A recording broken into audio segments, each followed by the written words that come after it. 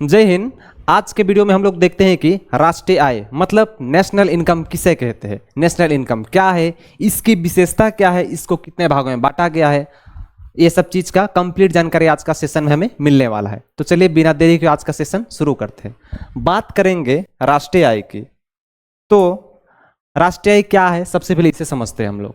ठीक है, एक देश में एक वर्ष की अवधि में उत्पादित सभी अंतिम वस्तुओं और सेवाओं के मौद्रिक मूल्यों तथा विदेशों से प्राप्त शुद्ध कारक आय को ही क्या कहते हैं, नेशनल आय कहते हैं। मतलब नेशनल आय में विदेश से जो शुद्ध आय प्राप्त होता है उसको भी शामिल किया जाता है। मतलब कोई बंदा है, ठीक है, ये अपना देश है, अपना देश में बहुत ज्यादा प्रोडक्ट बन रहा है, ठीक है, बहुत ज्यादा फैक्ट्री, जैसे मान लो टाटा भारत का ही फैक्ट्री है, मतलब एक कंपनी है, और एक बंदा है बाहर में कमाता है। ठीक है, बंदा का नाम है रमेश, आर लिख दिया मैं इसको ना, बंदा का नाम क्या है, रमेश। अब ये रमेश का पैसा अपना राष्ट्रीय आय में इंक्लूड किया जाता है, पर शुद्ध वाला ना, शुद्ध वाला का मतलब वो अपना टैक्स उस करके जो होता है उसको भी रमेश का पैसा को अपना देश का पैसा में ऐड किया जाएगा, क्योंकि रमेश ये देश से पैसा कमाता है, पैसा कहाँ भेजता है, ये देश में भेजता है, तो इसलिए रमेश का पैसा को भी राष्ट्रीय आय में ऐड किया जाएगा। ठीक है, तो उसी बात को यहाँ पर समझा रहा है। मतलब एक देश में एक वर्ष की अवधि में उत्पादित सभी अंतिम वस्तुओं और सेवाओं के मौद्रिक मूल्य तथा विदेश से प्राप्त आय, मतलब जो रमेश नाम का बंदा था वो विदेश में काम करता था, काम करके पैसा तो अपना ही देश में भेजता था, ठीक है, उसका शुद्ध आय को ही क्या कहते हैं, राष्ट्रीय आय की श्रेणी में हम लोग रखते हैं। उम्मीद का तो राष्ट्रीय आय समझ में आ गया आप लोग को। राष्ट्रीय आय में एक साल का अवधि रहता है। देखिए इकोनॉमिक्स में अगर जब कभी भी कोई चीज का हिसाब किताब किया जाता है उसमें एक वर्ष का अवधि को ही काउंट किया जाता है, क्योंकि 2 वर्ष इसमें नहीं होता इकोनॉमिक्स में। ठीक है, बात करेंगे राष्ट्रीय आय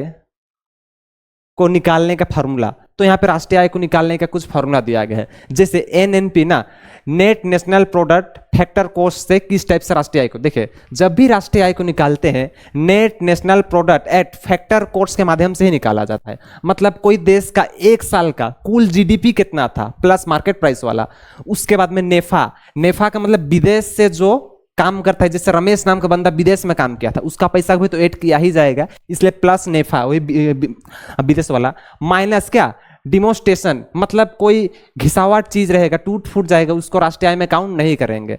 ठीक है, देखिए अब देखते हैं कि राष्ट्रीय आय को कैसे निकालते हैं। राष्ट्रीय आय को निकालने का साधारण प्रोसेस होता है, जैसे एनएनपी, मतलब जब भी राष्ट्रीय आय निकालता है तो नेट नेशनल प्रोडक्ट से ही निकालता है, net national product factor cost से ही निकालता है क्या, राष्ट्रीय आय। इसमें एक साल का कोई देश का जीडीपी प्लस नेफा का मतलब विदेश से शुद्ध प्राप्त आय, इसके बाद में डिमोस्ट्रेशन, मतलब जो वस्तु टूट फूट जाता है घिसावट वाला चीज उसको माइनस कर देते हैं, उसके बाद में नेट इंटरेस्ट टैक्स, मतलब टैक्स वगैरह को माइनस करने के बाद में जो बचता है उसी को राष्ट्रीय आय में नेशनल इनकम में ऐड किया जाता है। ठीक है, नेशनल आय इस टाइप से निकालते हैं। मैं आप लोग को जीडीपी पढ़ा चुका हूं, जीएनपी, नेफा, डिमोस्ट्रेशन, नेट टैक्स वगैरह सब कुछ पढ़ा चुका हूं, तो उम्मीद करता हूं आप सबको ये सारा जानकारी प्राप्त होगा।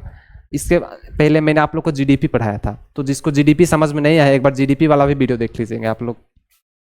बात करेंगे राष्ट्रीय आय की विशेषता क्या है। मेनली एग्जाम में पूछता है क्लास 12 वगैरह में, उसके बाद में एसएससी वगैरह भी एग्जाम में आजकल, तो उसकी विशेषता ही पूछता है। नेशनल आय की क्या विशेषता है, सबसे पहले बात करेंगे, या एक वर्ष की अवधि के लिए नापा जाता है। ठीक है, नेशनल आय हमेशा एक वर्ष का ही होता है, इसको 2 वर्ष में काउंट नहीं किया जाता। मैंने इससे पहले बताया आप लोगों की इकोनॉमिक्स में जब कभी भी कोई चीज को नापा जाता है एक साल के लिए ही नापा जाता है। दूसरा क्या है, इसमें केवल अंतिम मूल्य और वस्तुओं को शामिल करते हैं, अंतिम मूल्य को इसमें शामिल किया जाता है। ठीक है, पहला वाला मूल्य ने अंतिम मूल्य को, इसके बाद में दोहरी गणन से बचा रहता है, इसमें 2 बार काउंट करने का दरकार नहीं पड़ता है। इसके बाद में बात करेंगे, इसका मापन मुद्रा में किया जाता है, मतलब करेंसी में किया जाएगा। मान लीजिए भारत का राष्ट्रीय आय को मापा जाएगा तो रुपया में ही मापा जाएगा, क्योंकि भारत का करेंसी क्या है, रुपया है। इसके बाद में 5 नंबर देखेंगे, इसमें विदेश से प्राप्त शुद्ध कारक आय को शामिल किया जाता है, मतलब कोई बाहर में काम करता है उसका पैसा को भी इसमें ऐड किया जाएगा। इसके बाद में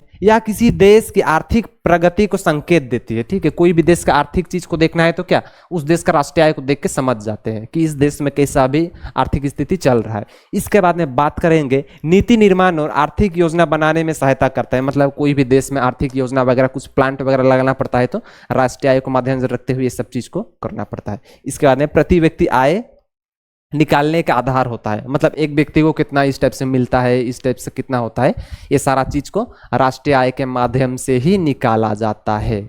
उम्मीद करता हूँ आप लोग को आज का सेशन समझ में आया होगा। मिलते हैं नेक्स्ट क्लास में, तब तक के लिए इतना ही। जय हिंद, जय भारत।